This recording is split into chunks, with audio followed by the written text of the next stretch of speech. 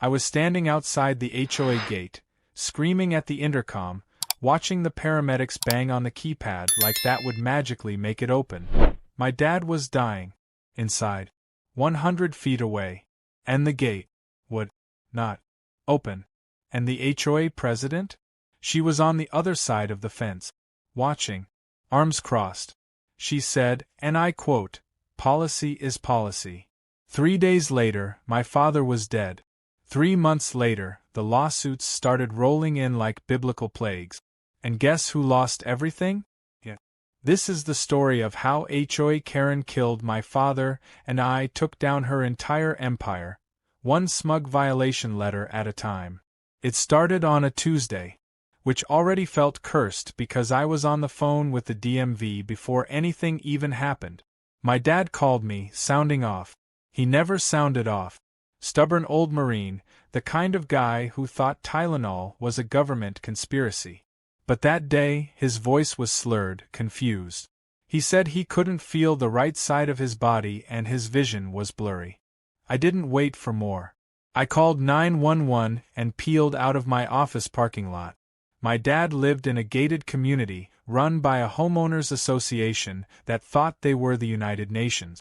You couldn't sneeze in that place without filing a noise ordinance request in triplicate. But they also had rules. Rules about who could get in, when, how, and apparently even why. When I got there, the ambulance was already waiting at the gate. Sirens off, but lights on. 2 EMTs were standing in front of the keypad, trying every possible combination, pounding on the metal box like maybe it would show some humanity. It didn't. I jumped out of my car and ran up to them, heart jackhammering in my chest. My dad was in there, alone, and every minute mattered. I hit the call button on the intercom.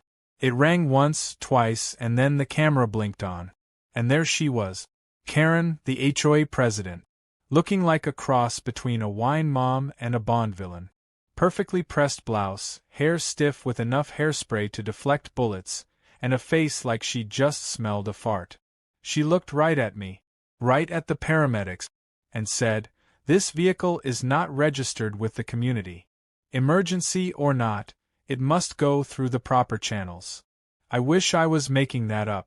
I wish I could say she just didn't understand the situation. But she knew. I yelled through the speaker that my father was having a stroke, that he needed help, that they could lose him if we didn't get in now. She looked at her clipboard, yes, clipboard, and said, "Residents are responsible for ensuring their guests and services are pre-approved." Then she hung up. That gate didn't move an inch. It took 13 minutes. 13 rage-filled, helpless, gut-wrenching minutes for someone else, another board member, thankfully with a shred of decency, to override the gate manually. The ambulance roared through, and I followed close behind, running into my dad's house like I was trying to rewind time with my feet. He was on the floor, one arm twitching, the other limp, eyes half open. The EMTs did what they could. Rushed him to the hospital. But it was too late. The stroke had spread. He never woke up. He died 2 days later. I signed the papers to turn off life support on the 3rd. I didn't cry at first. I think I was too angry to cry. At the funeral, Karen sent flowers. And by sent flowers, I mean she shoved a wreath on our front porch with a folded violation notice inside. Apparently, our grass had grown half an inch too high in the 2 days I'd spent in the hospital with my dying father. I stared at that notice, and something inside me shifted. You know that moment when you stop being sad and start planning? That was me.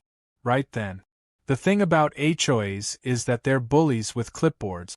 They rely on everyone else following the rules so they can bend them. They assume no one's going to fight back.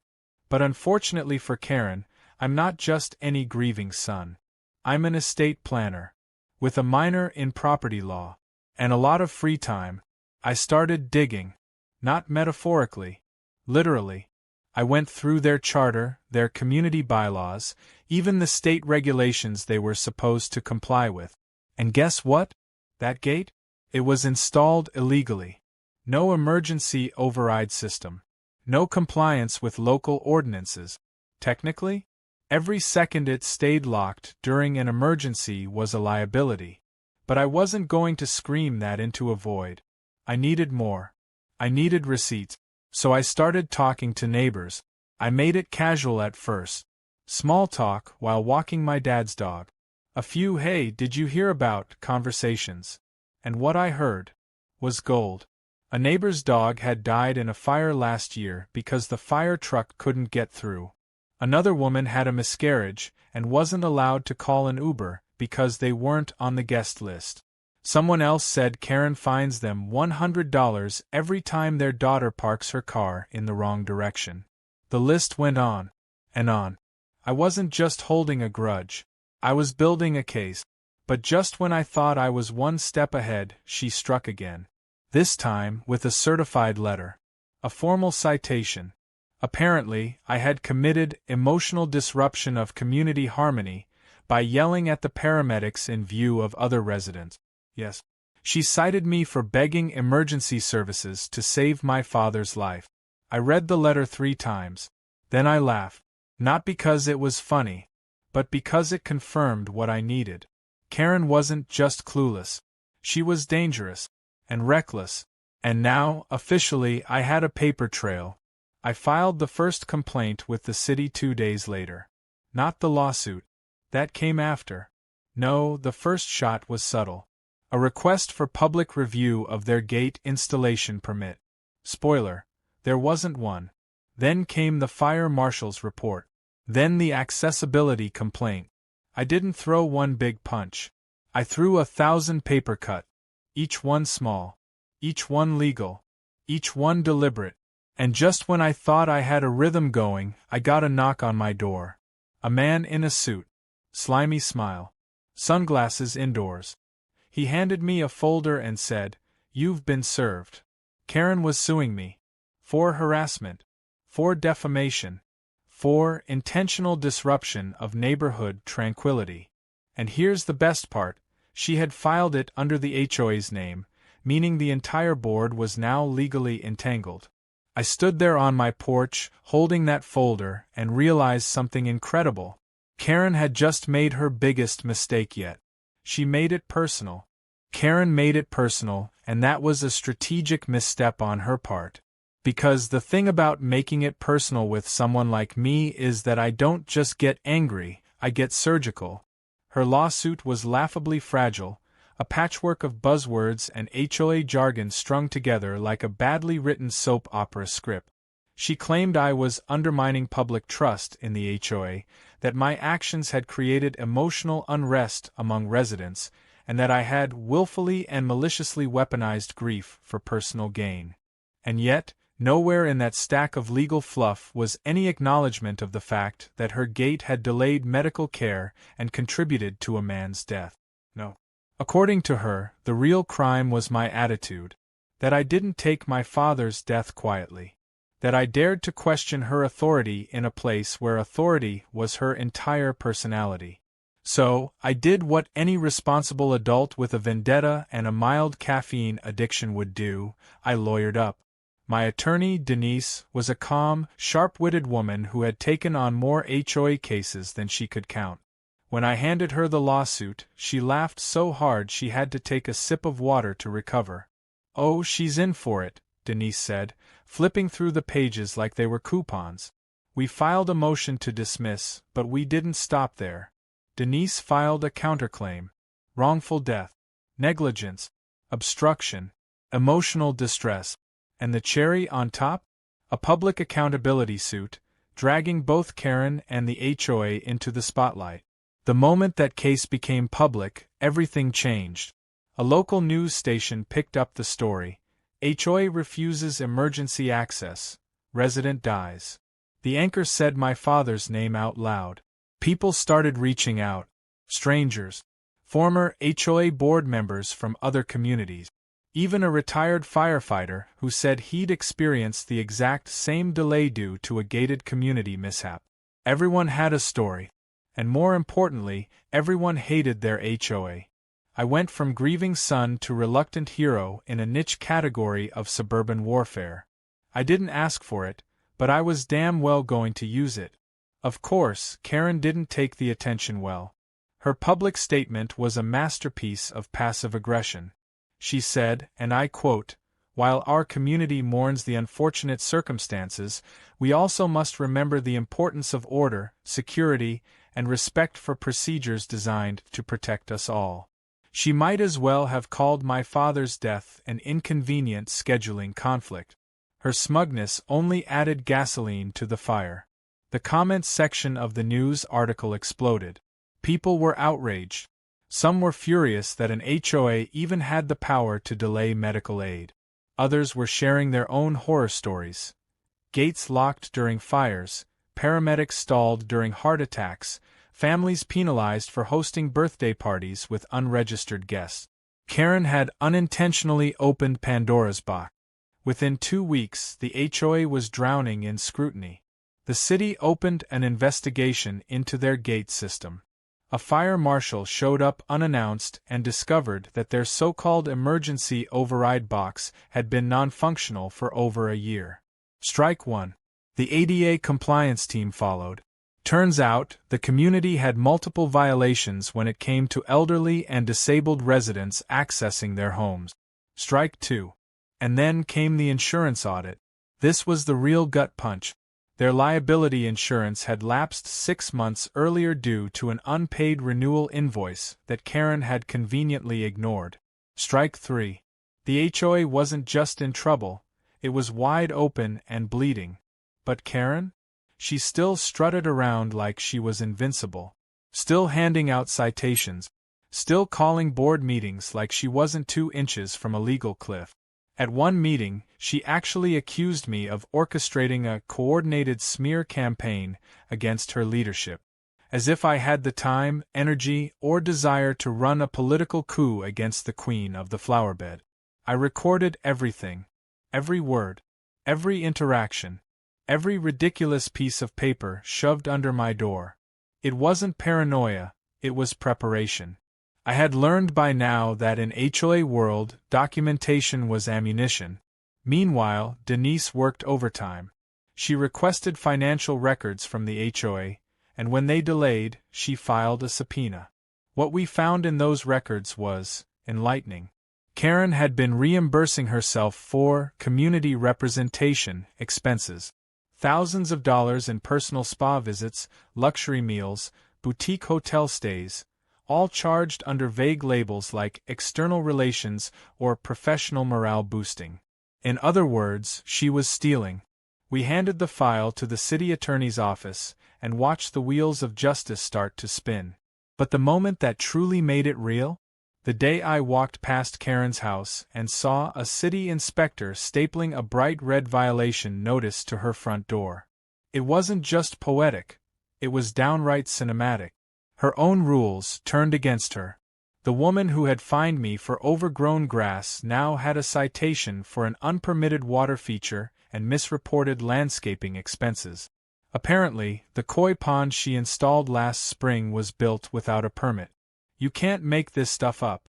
And yet, she still didn't back down. When the board members started resigning, she held a press conference on the community lawn. I kid you not, she stood in front of a handmade banner that read, "Leadership Under Fire," and claimed she was being targeted because she was a strong woman who enforced order in a world of chaos. Half the residents laughed. The other half groaned. No one cheered. It was over, and she just didn't know it yet. Then, out of nowhere, I got a call from a woman named Linda. Soft voice, nervous tone, said she was on the HOA board until last year. She asked if we could meet. I agreed. We sat in a coffee shop while she told me the real story. Karen had threatened board members with lawsuits if they didn't go along with her decisions. She had allegedly forged signatures on some internal vote. And worst of all, there had been previous emergency gate failures that were covered up by editing the entry logs. She handed me a flash drive. Said she couldn't live with the guilt anymore. I took that flash drive home, plugged it in, and saw everything. Emails, meeting transcripts, internal memos, all of it pointing to deliberate negligence, cover-ups, and manipulation of the HOA's own systems. I had proof that my father wasn't the first. Just the last. That changed everything. This wasn't just a civil case anymore. This was criminal negligence. As I stared at my laptop screen, flipping through each document, I realized what had to come next. The lawsuit was just the beginning. The real war was about to start. And Karen? She was going to wish she had just opened the damn gate.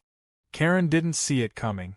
She was too busy giving interviews to local lifestyle blogs and issuing defensive HOA newsletters, calling herself a victim of internet mobs and misinformation.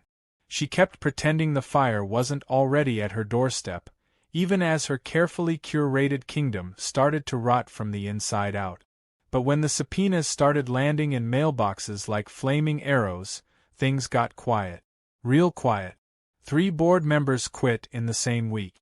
One of them left a typed resignation letter taped to the clubhouse door that just said, "I didn't sign up for this." No signature. Just the sentence. That was the tone now, panic laced with cowardice. The city attorney didn't waste time. They started cross-referencing the files from the flash drive with official community reports, and the discrepancies were so obvious it was laughable. The entry logs from the gate had been scrubbed clean on multiple occasions. Entire days were missing. Days where residents had complained about ambulance delays or service workers being denied access. There was even one case where a man's oxygen tank delivery was turned away at the gate because the driver wasn't pre-approved. That man had to be hospitalized later that night. Karen had buried it, just like she buried everything else that didn't fit her narrative of perfect, peaceful community standards. Denise filed an amendment to our lawsuit. It now included criminal negligence and fraud. Karen was being sued personally, not just in her role as HOA president. That's when the gears really started grinding. Her house, her car, her accounts, they were all suddenly within reach. And her lawyer? Some budget mall attorney with a commercial that ran between reruns of soap operas. He looked like he practiced out of the back of a vape shop. I almost felt bad for him until I remembered he was defending someone who weaponized a gate against a dying man. Karen's composure cracked in stages. First, she stopped appearing at board meetings in person. Then, she started sending out memos from a private email address, which we immediately subpoenaed. When her own neighbors started testifying against her, she snapped. She went full scorched earth, accusing people of conspiring, of being brainwashed by internet hysteria, and, my personal favorite, of being anti-community. Whatever that meant. Meanwhile, Denise and I just kept stacking the deck. More statements, more affidavits, more expert witnesses. An emergency responder from another district even volunteered to testify that he'd flagged this exact HOA years ago for dangerous gate delays and had been politely ignored. That phrase became something of a rallying cry for us. Politely ignored. That's what Karen did best. Until people stopped being polite. When the deposition finally came, Karen was a shadow of her former self. No clipboard. No pearls. Just a trembling hand and a defensive posture. She kept looking at her lawyer like he was going to dive across the table and save her every time she was cornered. But Denise didn't even raise her voice. She calmly, methodically dismantled her. Question by question. Email by email. Karen tried to dodge, to blame others, to claim she didn't remember certain conversations, but the flash drive didn't lie. There was an entire thread where she discussed delaying emergency services in order to protect the HOA from future liabilities. Imagine thinking that letting someone die was a way to protect your organization. After the deposition, the city revoked the HOA's operational license. That's not a thing that happens often. But in this case, the HOA was so tangled in corruption, mismanagement, and outright cruelty that the city decided to step in and place the entire community under temporary municipal management. Overnight, Karen lost every ounce of authority she'd clung to. Her gate? Dismantled. Her parking violation crusade? Cancelled. Her power? Gone. And the cherry on top was that the new city-appointed manager was the same guy Karen once fined for leaving his trash cans out past 6 p.m. The irony was so thick you could bottle it. Of course, the legal fallout was just beginning. The civil case moved forward with enough momentum to make her sweat blood. Multiple plaintiffs joined. Families, elderly residents, people she had hurt, fined, threatened, or ignored. The case file looked more like a phone book by the end. And while Karen desperately tried to settle quietly, Denise refused. We weren't going to let this end in a sealed agreement and a slap on the wrist. People had suffered. Some had been permanently affected. My dad had died. This wasn't about revenge anymore, it was about accountability. And Karen, for the first time in her miserable reign, couldn't wiggle her way out of it. At one point, Karen tried to sell her house to avoid the court-ordered lien. But the moment the listing went live, the comments section lit up like a Christmas tree. Is this the house where that HOA psycho lived? Does the gate still murder people, or is that extra? The real estate agent quit after 4 days. Public opinion had turned her into a pariah. She wasn't just Karen anymore. She was that Karen. The cautionary tale. The meme. The story people told at backyard barbecues when they wanted to warn others about the dangers of unchecked HOA power. The trial date was set for late spring, but Karen's side blinked first. Her lawyer proposed a settlement. Massive damages. Full admission of fault. Public apology. We considered it. Denise wanted to push for more. But I knew what I wanted. Not just money. Not just her house. I wanted something permanent. So I negotiated one last condition. Karen would be legally banned from holding any position in any HOA, community board, or property management group for the rest of her life. Lifetime disqualification. She could plant flowers in her own backyard, sure, but she'd never be allowed near a clipboard again. When the judge read the terms aloud, she looked like someone had stolen her spine. She nodded. Barely. Like a kid being forced to apologize in front of the class. And when it was all over, I walked past her without a word. I didn't need to say anything. She knew. Afterward, I went home and checked the mailbox. Inside was a final letter from the dissolved HOA. It was an old one, delayed in delivery, postmarked before everything blew up.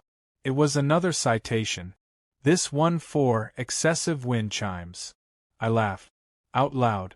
It was so perfectly ridiculous, so on brand for her reign of petty tyranny, that I framed it.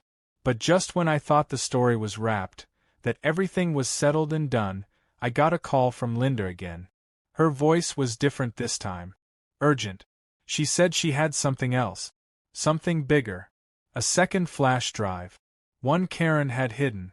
One that had information not just about our community, but several others she had been involved with years before.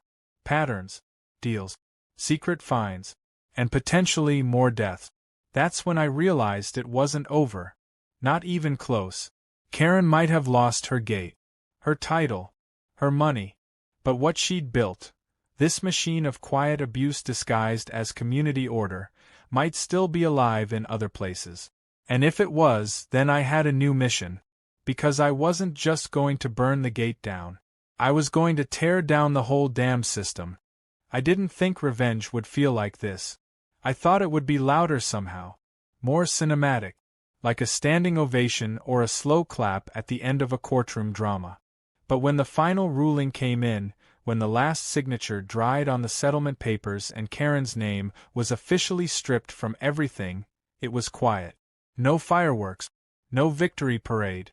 Just a long, deep exhale and the heavy realization that the thing I'd been holding on to for months, anger, grief, drive, had finally landed somewhere. I didn't feel triumphant. I felt free. And tired. But mostly free.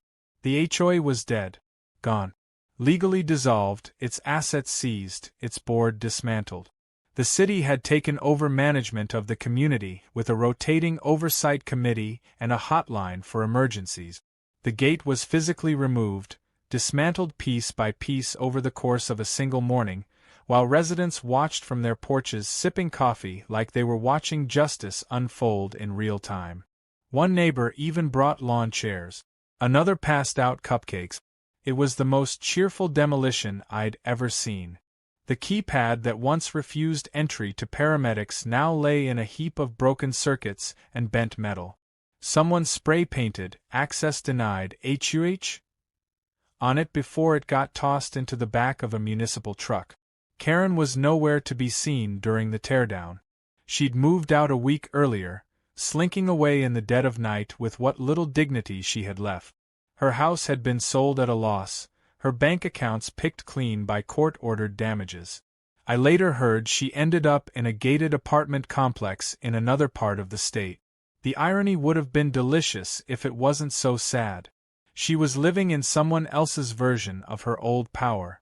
This time, she was just another resident. No clipboard. No control. Just a gate she couldn't command, waiting to deny her access like poetic justice on a timer. I didn't follow up with her. I didn't need to. That chapter was closed, and I had other things to focus on. Because here's the thing about going through hell and making it out the other side, you start noticing who else is still stuck there. The stories didn't stop after the lawsuit. They kept coming. Emails. Letters. Anonymous tips. Other neighborhoods, other HOAs, other Karens. Different names, same game. I wasn't surprised anymore.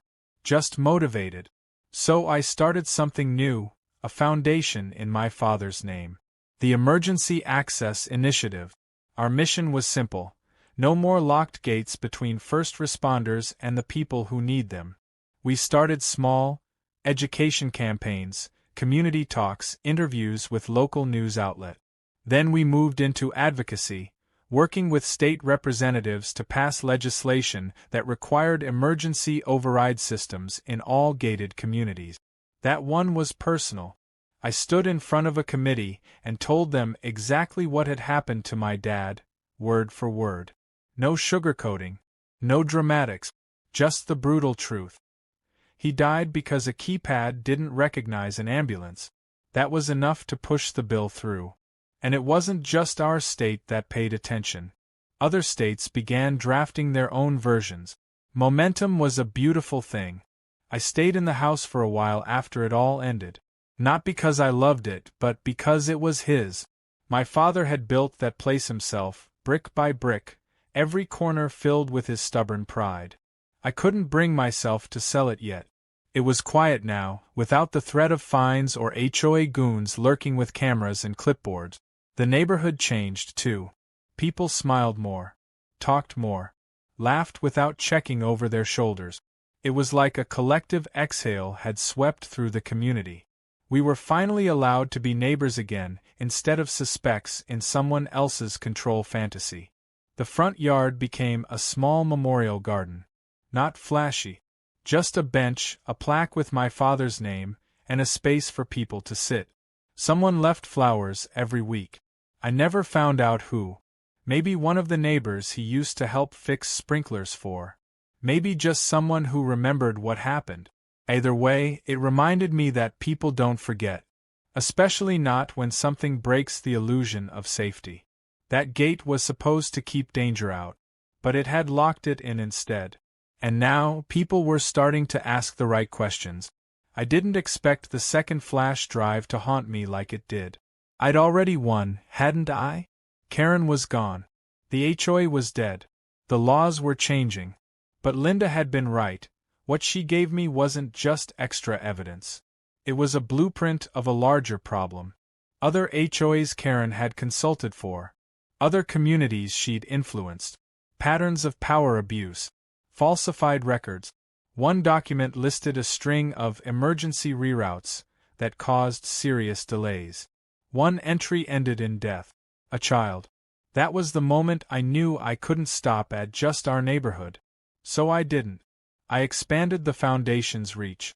I worked with journalists to expose systemic problems in private community management. I started a podcast, of all things, interviewing victims of HOA abuse. It got traction faster than I expected. People needed to vent. They needed to know they weren't crazy. That the absurdity they were experiencing wasn't unique. That there were others fighting back. And slowly, like a crack spreading across glass, the image of the all-powerful HOA began to splinter. But even with all of that, some nights I'd still wake up and remember the sound of that keypad beeping. The cold metal of the intercom box. Karen's face on the camera screen. My voice cracking. My dad's voice in my head. Grief isn't something you erase with a court case or a settlement check. It lingers. It sharpens you.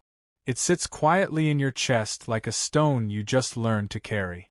But the weight gets lighter when you know it wasn't for nothing. That someone else's father might live because mine didn't. That a gate will swing open next time instead of holding firm. The last time I visited the old gate site, it was just open space. The posts were gone. The keypad hole filled in. Someone had planted flowers where the control box used to be. Bright, unapologetic marigolds. My dad hated flowers. Said they were just fancy weeds with an ego. But I think he'd have liked these. Not for what they were, but for what they meant. That something once cold and indifferent had been replaced with something alive. As I stood there, hands in my pockets, a kid biked past me and waved. No gate to stop him. No clipboard to track him. Just a kid, free to come and go as he pleased. And that's when it really hit me. This wasn't just a story about revenge. It was about freedom. About refusing to let fear dress itself up as order. About tearing down the illusion of control when it becomes a cage. And about making sure no one ever dies behind a keypad again. I turned around and walked back to my car, wind at my back, sun breaking through the clouds. And just before I closed the door, I looked over my shoulder one last time and whispered, too quiet for anyone but me to hear, but loud enough for the memory to catch it. Too late for flowers, but at least nobody has to die to get in anymore.